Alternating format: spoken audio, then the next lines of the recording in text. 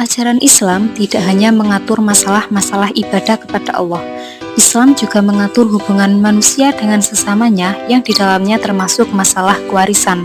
Dalam hukum waris Islam, setiap pribadi, baik dia laki-laki atau perempuan, berhak memiliki harta benda dari harta peninggalan.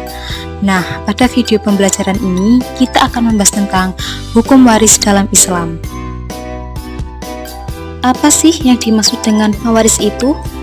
Jadi, dari segi bahasa, kata mawaris merupakan bentuk jamak dari kata miros, yang artinya harta yang diwariskan. Adapun makna istilahnya adalah mawaris merupakan serangkaian kejadian mengenai pengalihan pemilikan harta benda dari seseorang yang meninggal dunia kepada seseorang yang masih hidup. Ilmu mawaris disebut juga ilmu faraid, yaitu ilmu yang membicarakan segala sesuatu yang berhubungan dengan harta warisan. Para ulama berpendapat bahwa mempelajari dan mengajarkan ilmu mawaris adalah fardu kifayah, yang artinya jika telah ada sebagian kalangan yang mempelajari ilmu tersebut, maka kewajiban yang lain telah gugur. Akan tetapi, jika dalam suatu daerah atau wilayah tak ada seorang pun yang mau mendalami ilmu waris, maka semua penduduk wilayah tersebut akan menanggung dosa. Rukun mawaris itu ada 3, diantaranya yang pertama orang mati yang disebut pewaris atau yang mewariskan. Yang kedua tirkah atau harta milik orang yang mati atau orang yang mati meninggalkan harta waris. Dan yang ketiga satu atau beberapa orang yang hidup sebagai keluarga dari orang yang meninggal yang disebut sebagai ahli waris. Nah, kelompok yang mendapatkan pembagian warisan dalam Islam itu ada 3. Yang pertama, zawil furud, yaitu kelompok yang menerima bagian terbentuk. Contohnya, ahli waris perempuan dan ahli waris laki-laki, seperti anak perempuan, cucu perempuan dari anak laki-laki, ibu, saudara perempuan sekandung, sebapak, seibu, dan istri.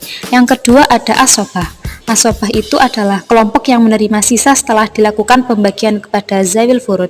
Dan yang ketiga ada zawil al-aham, yaitu kelompok yang tidak menerima bagian kecuali tidak ada zawil furud dan asobah.